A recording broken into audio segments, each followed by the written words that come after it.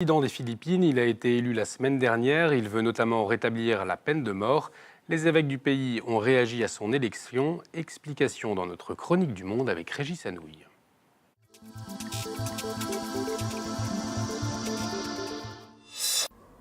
Bienvenue dans ces chroniques du Monde. La seule promesse que l'Église peut faire à un gouvernement en place, c'est de lui apporter sa collaboration vigilante. Le moins que l'on puisse dire est que l'Église ne s'est pas montrée hyper enthousiaste le 9 mai dernier à l'annonce des résultats de l'élection présidentielle aux Philippines.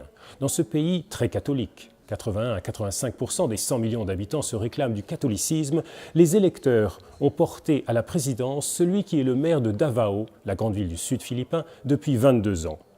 Rodrigo Duterte, c'est son nom. 71 ans et surtout connu pour son langage sans détour, ses plaisanteries au goût douteux et surtout ses méthodes expéditives. Pour éradiquer le crime et la violence dans les rues de sa ville, le maire a favorisé des escadrons de la mort qui, en une quinzaine d'années, ont fait près de 1400 victimes, dont 132 enfants. Des enfants des rues, le plus souvent, que le maire associe à la criminalité.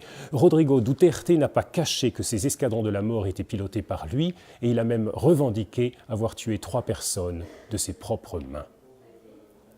Les mois qui vont suivre sont lourds de très fortes incertitudes. Les évêques philippins ont dit respecter le résultat des urnes et promettent donc leur collaboration.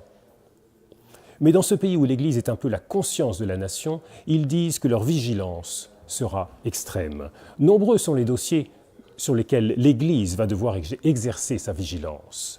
Rodrigo Duterte ne doute en effet de rien et n'a peur de personne. Je le cite. « Je suis élu par le peuple et non par l'Église. Je vais faire appliquer des lois qui n'auront rien à voir avec l'idéologie catholique », a-t-il affirmé lors de la campagne électorale.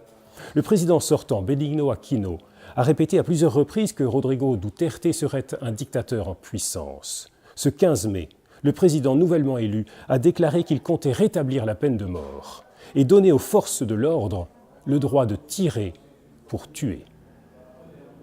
Affaire à suivre. Merci Régis. Sans plus tarder,